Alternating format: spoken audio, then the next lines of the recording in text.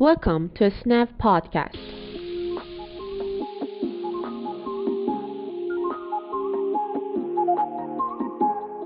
Hello everyone, this is Nazanin and you are listening to another episode of a SNAV podcast. In this episode, I'm honored to have two special guests. If you work in the field of EVs, you know how valuable hands-on workshops can be. Today's guests recently hosted a successful hands-on EV workshop. And wait, I won't spoil anything by saying more. Instead, I'll let them introduce themselves.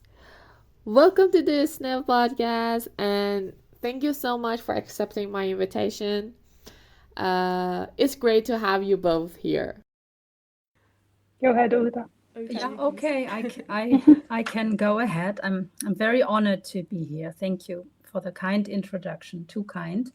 Yeah, I can introduce myself. I'm actually a physician scientist. I'm a kidney doctor, and I'm in the EV world now for over 18 years. So time is building up, and I study extracellular vesicles in kidney disease and vascular diseases, and focus on biomarker research, doing a lot of EV flow, single EV analysis with target EV characterization, but also study some function. And it has been truly a journey over the years. So yeah, I'm very happy to be here and answer your questions.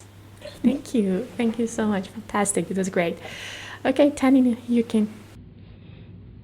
Thank you. Well, thank you so much for the invitation. I'm Tanina Arab, and I'm a postdoctoral fellow at Johns Hopkins University. I have less years than Uta, but time is building up as well on my side. Like the other day, I realized that I'm in the EV field since 2015. So that's a big chunk of time as well. I'm working mainly on EVs in the central nervous system and in the brain, with hope to characterize them in order to find a new biomarker for neurodegenerative diseases. And I'm really interested into helping the field as well in the next step through educational content. And I think we're going to talk about that more in depth later. So yeah, thank you again for SNAP for organizing that and for you to hosting us.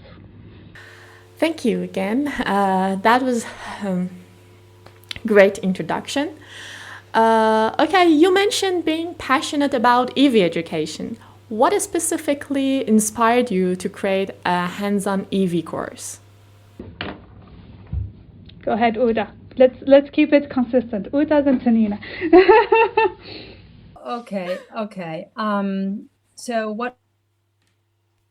what inspired me? I think I have, like Tanina, also a passion for teaching the whole spectrum of learners from high school student to graduate, postgraduate, and I'm also teaching medical residents, and it's just fun.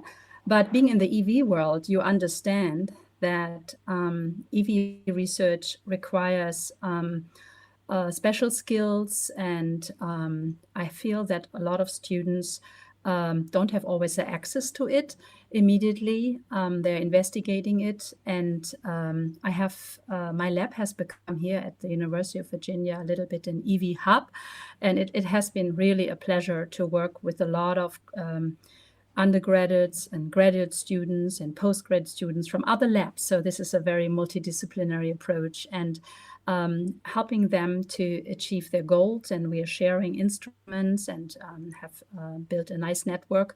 And I realized that there is a gap for teaching, in particular the beginners in this field.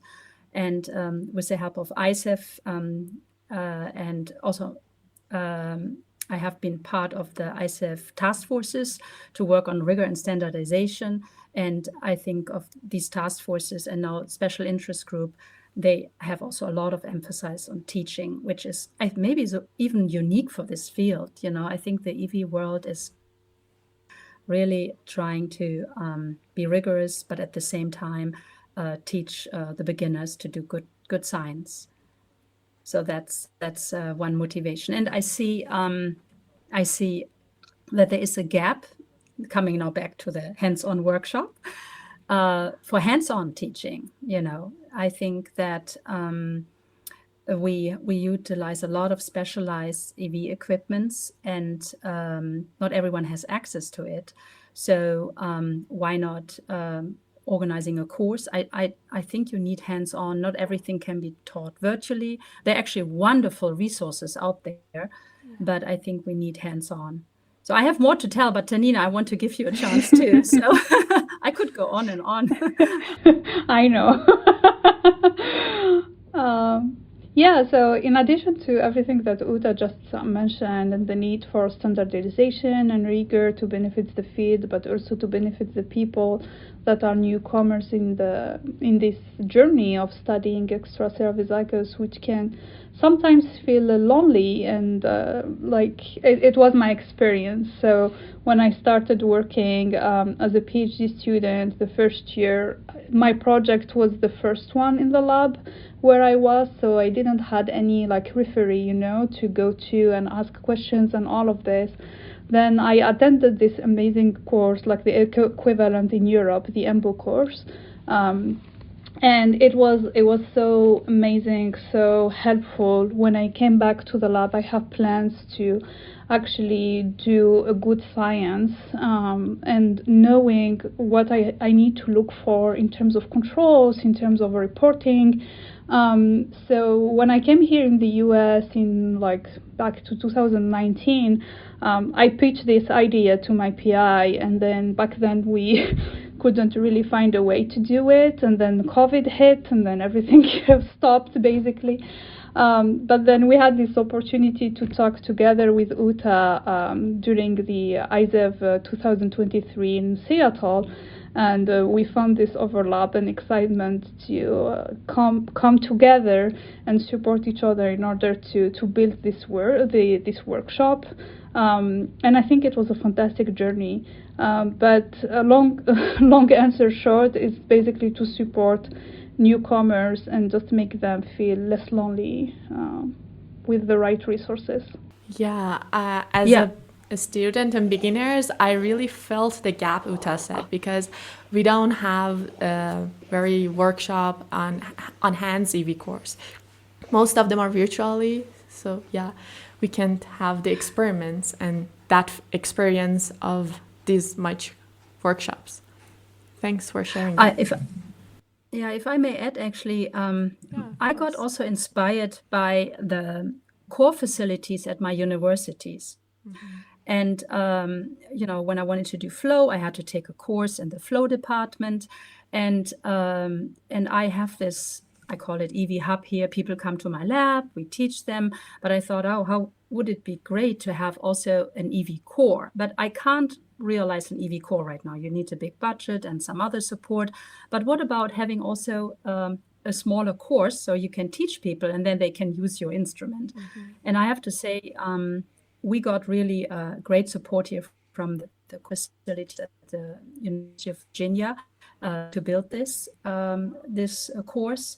And but Tanina, maybe you want to talk about the structure. The way we built this course was to include lectures, hands-on, but more. Do you want to talk about the basic structure or?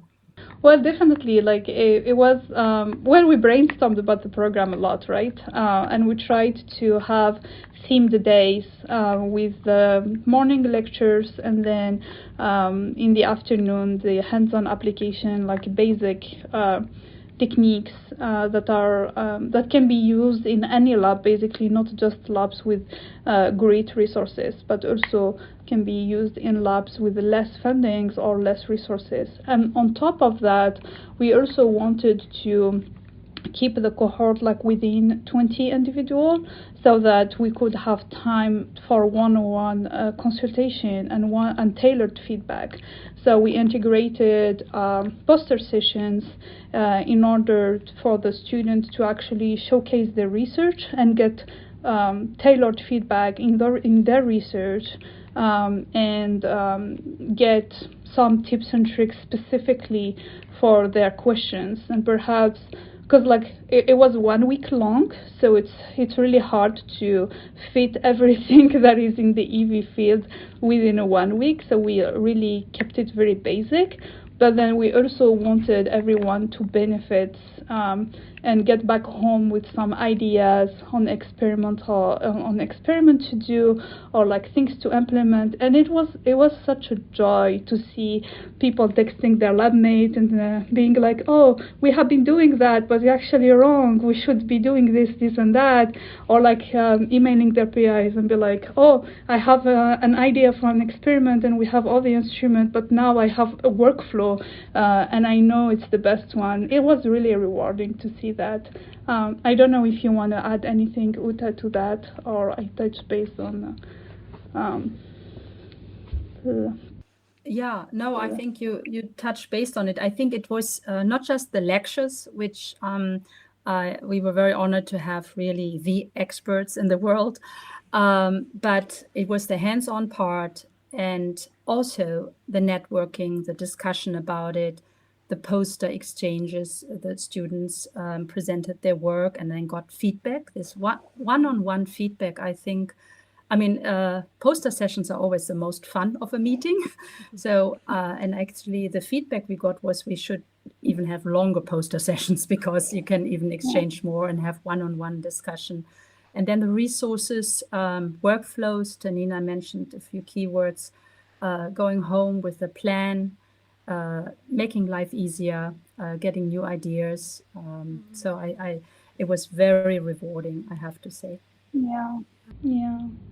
And then like another example was like one of the participants emailed us recently with a grant proposal. Like he's working on a grant proposal, and he was like, oh yeah, I made all this progress and I selected these proteins.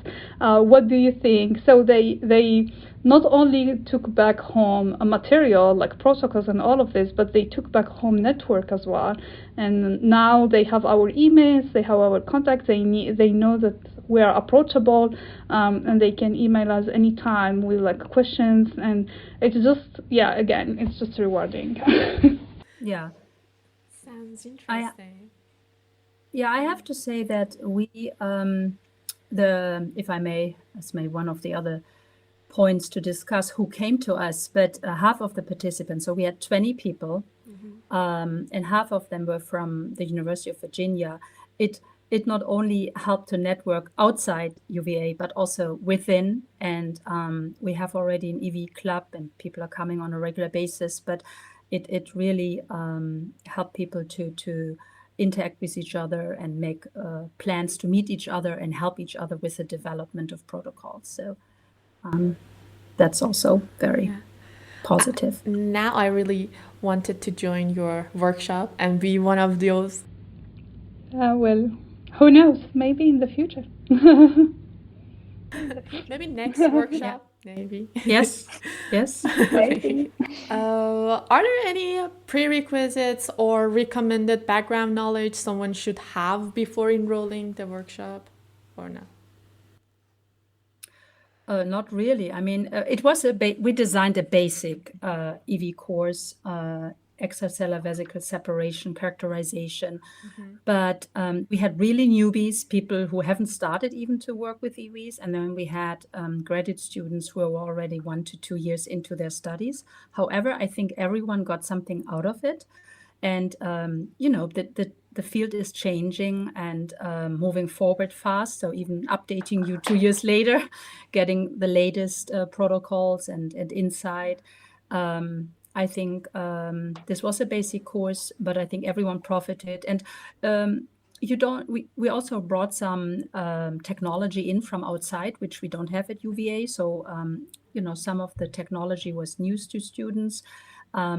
Josh Welch and Joanne Lanigan and Mike Sorger from our flow core, they did an amazing flow part that was very important to a lot of people at my university and from outside to learn about EV flow.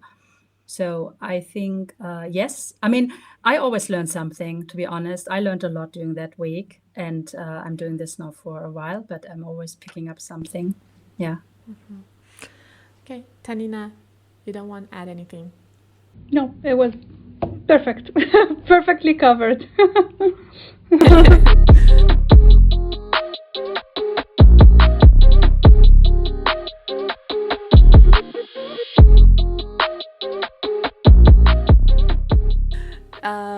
Developing a course can be challenging. Did you encounter any hurdles along the way? Yeah. Where Okay. to This start? this No, laugh I'm of joking. Tanina, it means that we have a lot of encounters. No. Well, I think the most challenging part is just like building something from scratch, like you need to figure out a lot of things in terms of like not the science part, because the science part was really clear from day one for both of us, what we wanted to include in the course and how we wanted to structure the course. It was like the easiest to do. We had an amazing support from both the faculty that gave the talks and also from industry. So these parts were not challenging. The part that were challenging is more the logistic, and since it was the first time we have been doing that, they are things like we are not event managers. Like there are things you didn't think about until someone asks, and we are like, oh, okay, yeah, we need to include that or think about that. So yeah, ordering food, scheduling rooms, IT, being sure that everybody has access to what they need, if there is any specific needs as well, to accommodate everybody so that it remains the most inclusive experience for everyone. And just like having the green lights from the university for a couple of things as well. So, but yeah, it worked out at the end, and now we have a pipeline. So that's good. We have a pipeline, but everyone was actually said, oh, it's a great idea and happy to support. But yeah, I agree with Tanina that the support from the faculty, from industry, to have a pure academic meeting, they were 100%. And then the office of the core facilities helped us with a lot of financial stuff, because we have had also to pay people.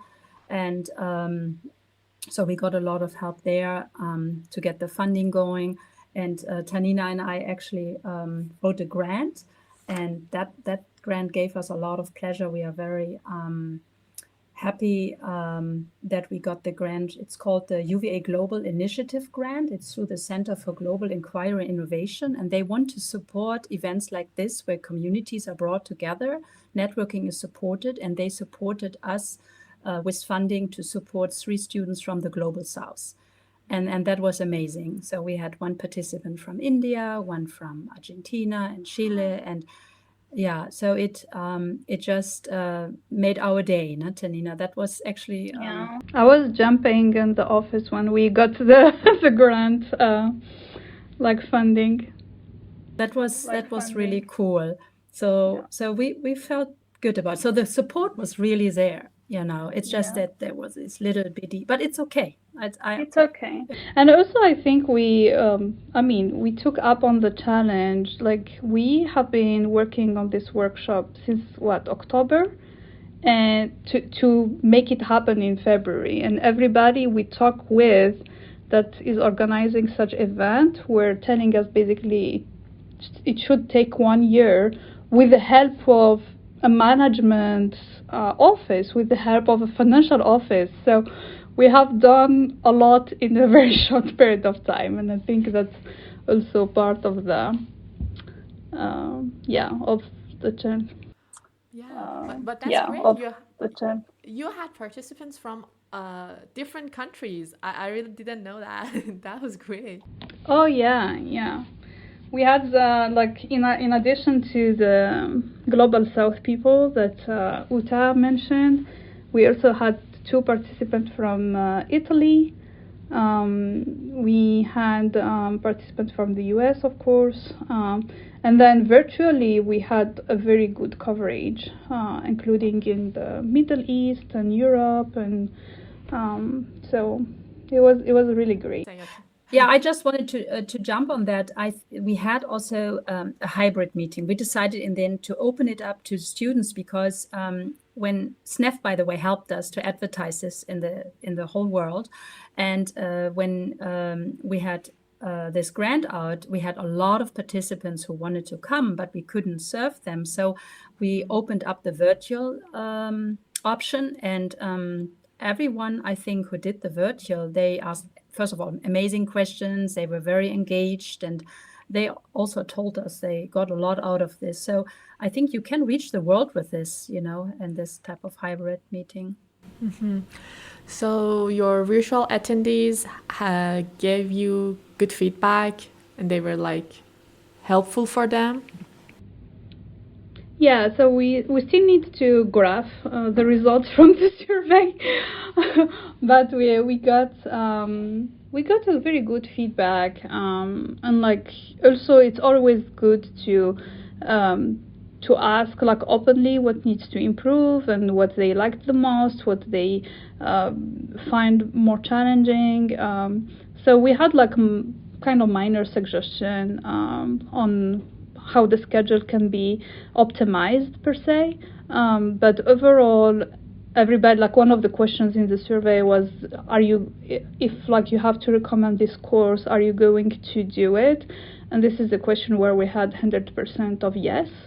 So it was really nice to see that, and very encouraging to see that, and most importantly, again, people felt excited and went back home with more clarity, which was the goal. Mm-hmm. Now you have the experience of workshop virtually and on hand. So which one you prefer, and which one was better?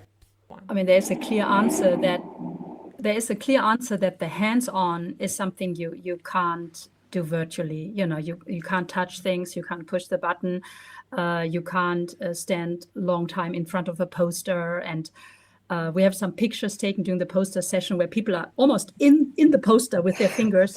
And so these personal interactions, I think you don't have virtually. However, the virtual participants, they learned a lot through our lectures, and they asked amazing questions. They were so engaged. So yes, I would combine it again with virtual to just make it more available, because it's also expensive to travel, from far away. So I think, yes, I would always do it, but I think the hands-on experience is something which should happen. And we only could have 20 people. I envision that other people will do this in the world as well, here in the US or in Europe. I mean, Tanina, you mentioned the EMBO course. I'm not sure if I have all information. There was a course in Denmark for 2 weeks. Then there is one half-day course at McGill in Canada.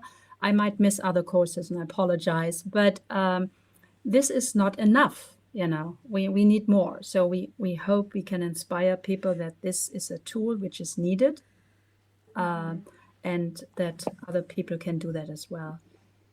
But besides EV course, I mean, that's another way to educate people, Mm-hmm. And there are some other EV training programs available. What makes your course unique and stand out from the competition, What makes the students to come? Yeah, well, I think every course, what is amazing about the EV feed, as Uta mentioned earlier, is that people are genuinely helpful. So, in every course that I encounter, at least when I look through the program, I didn't attend all of them, of course, but the behind the scene goal is always to be supportive and helpful. So I think in that sense, we are not setting ourselves aside from other opportunities out there, and I think instead of kind of competing between us as course director, I think it's better to come together and compete against the problem, and the problem is the gap in this training, in the training of the next generation. So I don't think that there is one particular aspect of our course that set us apart. I think we tried to do our best to offer the best course possible with the resources that we had and with the support that we had. There is always room for improvement. We offered the basic course this time. Maybe next time we can offer something more niche, more specific. Who knows where the future will lead us. But at least personally, I like to stay away from like this kind of competition, toxic competition, I would say, but more of let's come together and see how we can, not double effort, but more of having a spectrum of different resources to help a field that is almost now 3,000 or 4,000 people worldwide. Yeah, I agree with Tanina that we want to actually encourage others to build something like this. However, it was a long course, so compared to a half-day course, we could pack more the days, and we also had some networking. We did a hike to the beautiful Blue Ridge Mountains and some dinners and the poster session. And Tanina is also helping our project to put all the information, the lectures, the resources together. We have lists of literature which are helpful, etc. So I think others offer that too, but we try to make it very comprehensive so that students can even go back and read again and maybe review the lecture again they listen to. Okay. Did you have any interaction with industry? How was the interaction? Yeah, I can say very, very positive. I mean, everyone wants to move this field forward. We have the same goal, you know, and these are highly sophisticated instruments and you need training, you know. So I think industry is even asking, we were even asked by industry, do more of this. You know, we need to teach the students and I mean, we're all students, let's call us all students, to handle these sophisticated and sensitive instruments. I mean, EVs have a challenge in their heterogeneity in their size, and we're pushing all the instruments to their limits. So we are moving forward, and this teaching is needed, and industry was very supportive with bringing instruments and also supporting us financially and being there, teaching. So it was very positive. Yeah, I cannot stress that enough. Honestly, we were very fortunate. Almost everyone that we reached out to came, unless they had like conflict in their schedule or something like that. So it was really nice. And besides as Uta mentioned, besides bringing instrument and supporting financially, do the training, the hands-on training, they also gave small lectures to just like give an overview of the instrument, both for our in-person and virtual audience, and that was really appreciated efforts from the industry representative. We can't thank them enough. Yes. Yeah. It's good to hear about that industry helped in these things. Could other topics be discussed in the workshop? I don't know if you mentioned it before. Yeah, so for now it's like we wanted to start like with something easy to put together, scientifically speaking. So we went to the basic EV characterization, separation, and rigor standardization, do's and don'ts.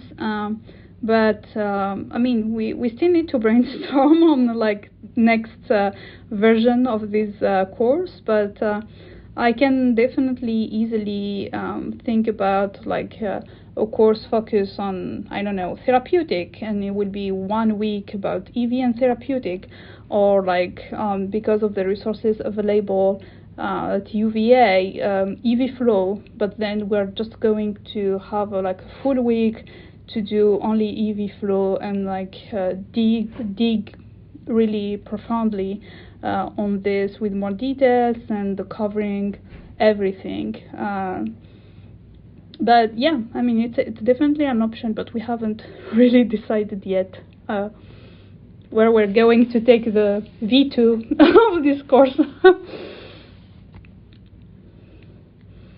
Right now, I would say the need is for a basic course, and maybe we can optimize that and then think about adding some special features.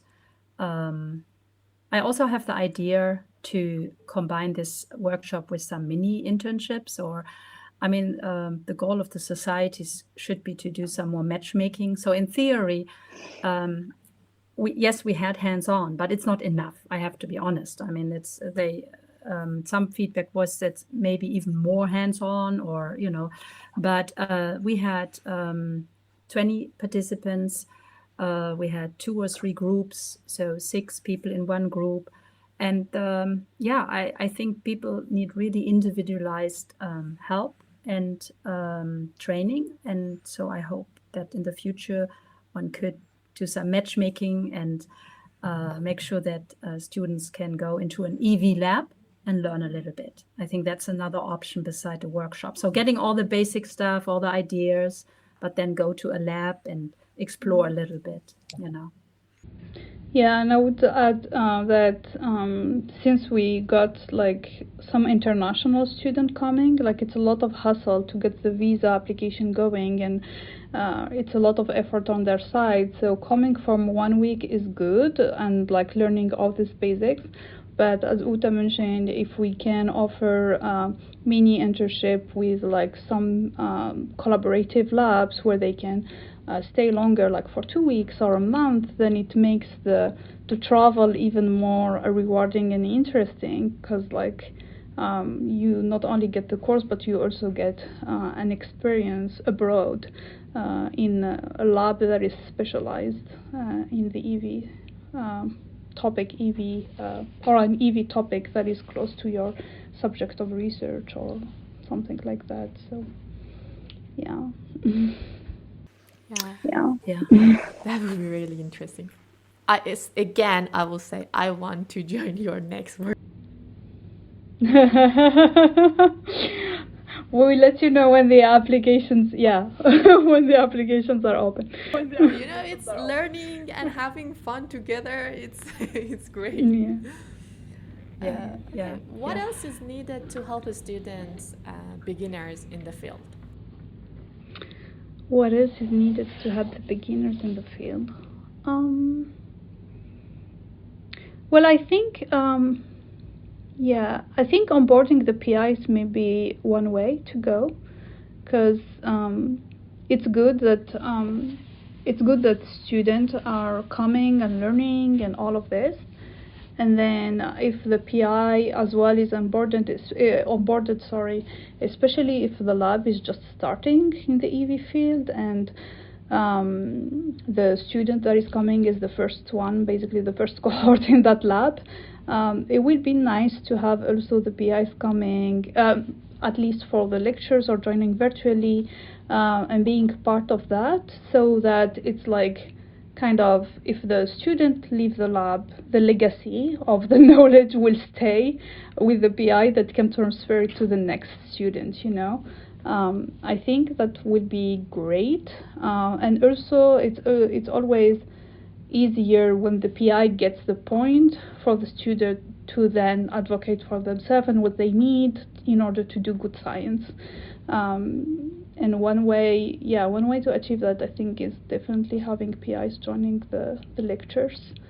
I don't know, Uta, if there is anything else you may think about. I think we mentioned already. So having the hands-on, the lectures, being referred to the online tools. There are so many tools; it's almost overwhelming. So we put a list of literature together. So we asked each faculty, so what are your favorite papers? What can you provide these seminar papers to the students? So we provided that so that they have a good basis. I would love if more PIs would join. We had some PIs joining, especially the morning lectures. and the internships. I will brainstorm more how we can improve the hands-on, but I think everyone said it was already very hands-on, but still I think we'll think about it. Okay, my question finished. But if you want to add anything else, more about your future plans and your next course, submit. I actually have one more idea. I have one more idea besides the hands-on workshop I mentioned and the internships. It might not be bad to open up a consultation service, a virtual consultation service. Yeah. Where students can meet. So I have signed up a few who are, after this workshop, I'm now having one-on-one talks with. So that's also a way to help students. Moving forward, I think Tanina and I like to do this again and likely do a basic one in a year. And we'll summarize all the suggestions from the students, what can we improve, and reflect everything. We really appreciate this opportunity, and also the support by SNEF. I have to say, you helped us to advertise. Sarah Vega came, and so we feel very lucky to be part of this community. So you are the future. The students are the future. So this is a good investment. That's a good investment. Yeah, definitely. I think we are definitely open to offer this course again. So just stay tuned for the advertisement. We have a Twitter account page. If you didn't subscribe yet, please do. It's UVA_EV course. And then thank you, SNEV, for sure. As Sarah would say, SNEV works, because that's how also we got some of the applicants from the Global South, because they were receiving the SNEV newsletter where we advertised this opportunity. We are open for suggestion. Our emails are open as well. So if there is anything that comes to mind for the listeners, please write us a couple sentences. We will be happy to review them and implement them as much as we can. SNEV will be always there to promoting workshops like you. Yeah, because we students need these things. Appreciate it. Thank you. Thank you so much again for joining us on the SNEV and for accepting my invitation. It's again my honor. It's been incredibly informative, and I'm sure our listeners are excited to learn more about extracellular vesicles and your course, of course, and they will attend to it. I try my best to attend too. Okay. Well, looking forward to meeting you in person then. Yeah, I will be appreciated. Yeah. Oh, and we should thank another person from SNEV. It's Swagatama. She did all the flyers for us. So, that was really helpful for the advertisement. Yeah. So thank you, Swagatama, if you're listening to that. Bye-bye. Bye-bye. Okay. Okay. Say bye-bye. Thank you. Bye-bye. Don't forget to follow us on Spotify, Apple Podcasts, or Castbox. There are some additional ways to connect with SNEV. You can follow SNEV on Twitter, LinkedIn, and Instagram. We appreciate your feedback and support. You can comment your feedback down below. SNEV is the first virtual platform for students and early career researchers on extracellular vesicles field